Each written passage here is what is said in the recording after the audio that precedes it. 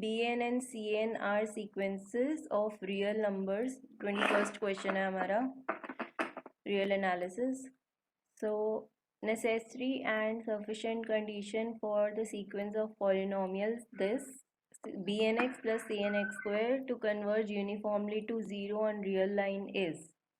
तो चार ऑप्शन दे दिया हमें, limit bn is equal to 0 and limit cn is equal to 0, या फिर second option summation of mod is finite, दोनों का मतलब एब्सोल्युटली कन्वर्जेंट बोल रहा है ना, या फिर there exist positive integer such that bn is 0 and cn is 0 for all n, and fourth option कि cn is 0, limit of cn is 0.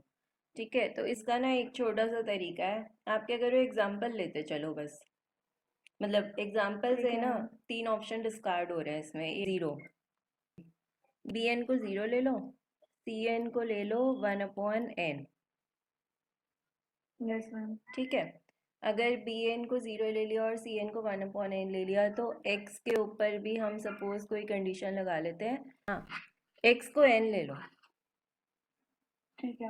अब बताओ कि इसकी वैल्यू क्या आएगी bnx प्लस cnx स्क्वायर की, जब ये सारी वैल्यूज पुट करेंगे तो. समझ रहे हो? बताओ पुट करके क्या आता है. मैं पुट करके आएगा 0 प्लस n आ जाएगा. अच्छा, x की तो आपने n ले ली. हाँ तो मैम सही है ना, n बचेगा. n आएगा, n बचेगा ना.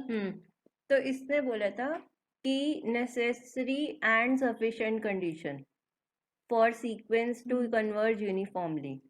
अगर हमने ये दोनों कंडीशन ले ली तो इसका मतलब ये फर्स्ट वाली कंडीशन सेटिस्फाई करा दी. तो अब जो आपका एफ एन आ गया वो निकल के आ गया, एन आया ना. Yes ma'am. एन आया. क्या ये यूनिफॉर्मली कन्वर्जेंट है जो ये बोल रहा है इसको कि यूनिफॉर्मली कन्वर्जेंट टू 0 चाहिए इसको? नहीं मैम. नहीं है ना, तो ये इन्फिनिटी पे जा रहा है, ये तो इनफाइनाइट जा रहा है, यूनिफॉर्म कन्वर्जेंट तो नहीं है, तो ये नेसेसरी एंड सफिशिएंट कंडीशन नहीं हो पाएगी. ठीक है मैम. आगे समझ? हाँ जी. ठीक है, अब अगर हम सेम एग्जाम्पल को फोर्थ ऑप्शन के लिए देखें तो उसमें भी होल्ड कर जाएगा. लिमिट तो इसकी 0 है लेकिन ये उस कंडीशन को सेटिस्फाई नहीं कर पा रहा है ये वाले को कि ये 0 पे यूनिफॉर्मली कन्वर्ज करे, है ना. क्लियर है? Yes ma'am. तो मेरा first option and fourth option यहाँ से खत्म हो गया. करेक्ट.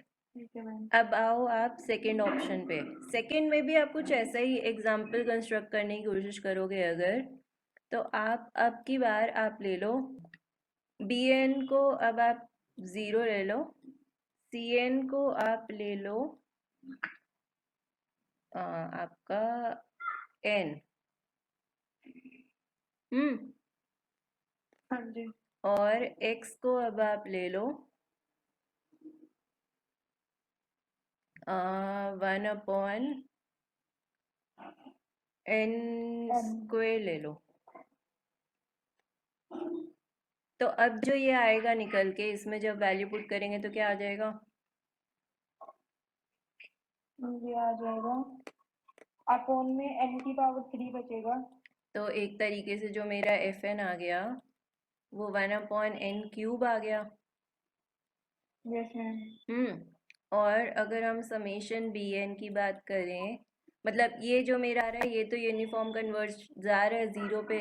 अब मैंने उल्टा कर दिया एक तरीके से, है ना. समझ रहे हो क्या हो रहा है? और समेशन बी एन तो 0 पे जाएगा, लेकिन समेशन सी एन की अगर हम बात करें तो वो कहाँ जाएगा? 0 पे जाएगा क्या ये? नहीं जा रहा ना, मतलब ये इसने बोला इनफाइनाइट, मतलब 0 नहीं बोला इसने, इसने बोला बस फाइनाइट होना चाहिए. तो अपना तो फाइनाइट आ ही नहीं रहा, समेशन एन तो फाइनाइट होता ही नहीं, इनफाइनाइट होता है तो, है ना. तो यहाँ से सेकंड ऑप्शन भी खत्म हो गया, तो बचा थर्ड ऑप्शन. ठीक है मैम. तो मैंने क्या किया, बी एन को 1/n ले लिया और सी एन को 0 ले लिया. Yes ma'am. ठीक है, और x को ले लिया n क्यूब. Yes ma'am. तो b n x plus c n x square जो मेरा आ गया ये एन स्क्वायर आ जाएगा। Yes ma'am. बट इसकी लिमिट तो इनफाइनाइट पे जा रही है, इनफिनिटी का। तो this is not uniformly convergent. उसने बोला है कि अगर यूनिफॉर्म कन्वर्जेंट होना है to zero on real line then this is necessary and sufficient condition, है ना। बट हमने अगर ये नेसेसरी एंड सफिशिएंट कंडीशन है तो अगर ये होल्ड कर रहा है तो इसको भी यूनिफॉर्म कन्वर्ज होना चाहिए ज़ीरो पे, बट यहाँ पे ये यूनिफॉर्म कन्वर्जेंट नहीं हो पा रहा। नहीं। तो first Yes, option finish and fourth option भी यहाँ से फिनिश हो जाएगा। सेम एग्जाम्पल से आप करके देखोगे जब, है ना, फर्स्ट और फोर्थ के लिए सेम एग्जाम्पल वर्क कर जाएगा आपका। तो ये ख़त्म एंड ये ख़त्म। फिर आपका ठीक है। आया सेकेंड ऑप्शन। सेकेंड ऑप्शन के लिए आप सी एन को 1/n, एक्स को भी 1/n ले लो और बी एन को 0 ले लो। तो अब जब इसमें पुट करेंगे यहाँ पे तो क्या आ जाएगा, 1/n³ आ जाएगा। तो यहाँ से जो मेरा एफ एन एक्स आ गया वो यूनिफॉर्म कन्वर्ज आएगा।